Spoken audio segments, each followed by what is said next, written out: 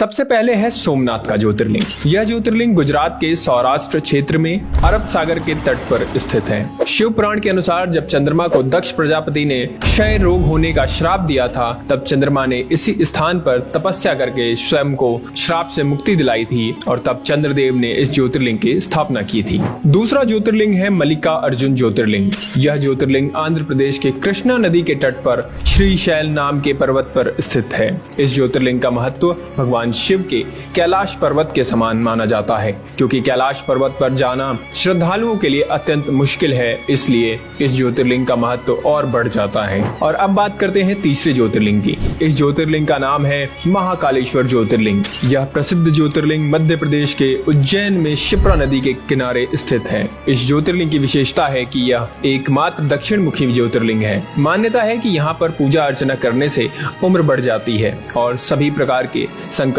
टल जाते हैं। चौथा ज्योतिर्लिंग है ओमकारेश्वर ज्योतिर्लिंग। यह ज्योतिर्लिंग मध्य प्रदेश के प्रसिद्ध शहर इंदौर के पास स्थित है। जिस स्थान पर ज्योतिर्लिंग है उस स्थान पर नर्मदा नदी बहती है और यह नदी चारों ओर बहती है, जिसमें यहाँ ओम का आकार बनता है, इसलिए इसे ओमकारेश्वर के नाम से जाना जाता है। मान्यता है कि तीर्थयात्री सभी तीर्थों से जल लाकर ओमकारेश्वर में अर्पित करते हैं और तभी उनके सारे तीर्थ पूरे माने जाते हैं। पांचवा है केदारनाथ ज्योतिर्लिंग।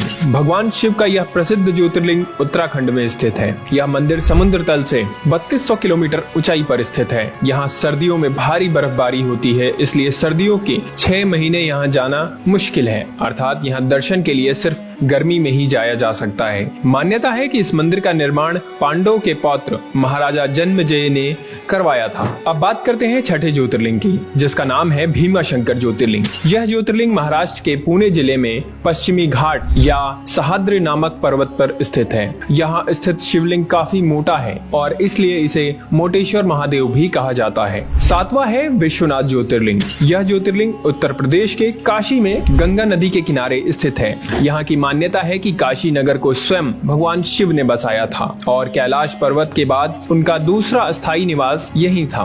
कहा यह भी जाता है कि काशी भगवान शिव के त्रिशूल पर टिका हुआ है और माना जाता है कि जिस जगह ज्योतिर्लिंग स्थित है वो जगह कभी भी लुप्त नहीं होती और सदियों से वैसी की वैसी स्थापित है। कहते हैं जो भक्त इस शहर में आकर भगवान शिव की पूजा करते हैं उन्हें हर तरह के पाप से मुक्ति मिल जाती है। आठवां ज्योतिर्लिंग है त्र्यंबकेश्वर ज्योतिर्लिंग। यह ज्योतिर्लिंग गोदावरी नदी के किनारे महाराष्ट्र राज्य के नासिक जिले में स्थित है। कहा जाता है कि गौतम ऋषि और गोदावरी नदी के बुलाने पर भगवान शिव को इस ज्योतिर्लिंग में आकर बसना पड़ा था। इस ज्योतिर्लिंग की सबसे खास बात यह है कि यहाँ ब्रह्मा, विष्णु और महेश तीनों ही विराजित हैं, जबकि अन्य सभी ज्योतिर्लिंग में केवल भगवान शिव ही विराजित हैं। अब बात करते हैं 9वें ज्योतिर्लिंग की, जिसका नाम है वैद्यनाथ ज्योतिर्लिंग। यह ज्योतिर्लिंग झारखंड राज्य के देवघर में विराजमान है। मान्यता है कि इसे लंकापति रावण ने स्थापित किया था। दरअसल इस शिवलिंग को रावण ने अपने 9 सिरों की भेंट चढ़ाकर भगवान शिव से वरदान मांगा था। 10वां ज्योतिर्लिंग है नागेश्वर ज्योतिर्लिंग। यह ज्योतिर्लिंग गुजरात के बडोदरा क्षेत्र में गोमती द्वारका के पास स्थित है।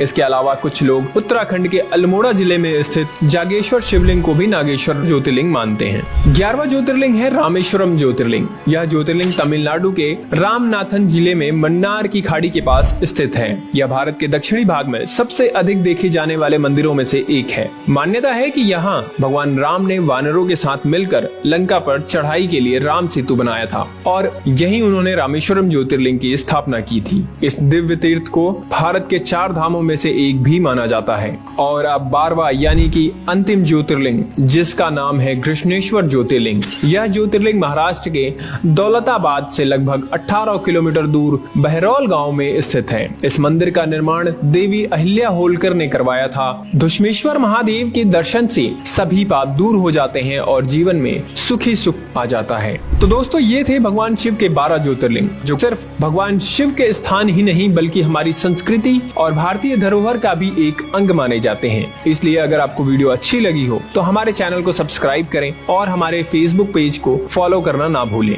वीडियो को लाइक करें और इसे शेयर करें, क्योंकि हम आपके लिए इसी तरह के और भी वीडियोस लाते रहेंगे। तो मिलते हैं आपसे अगली वीडियो में, तब तक के लिए हर हर महादेव।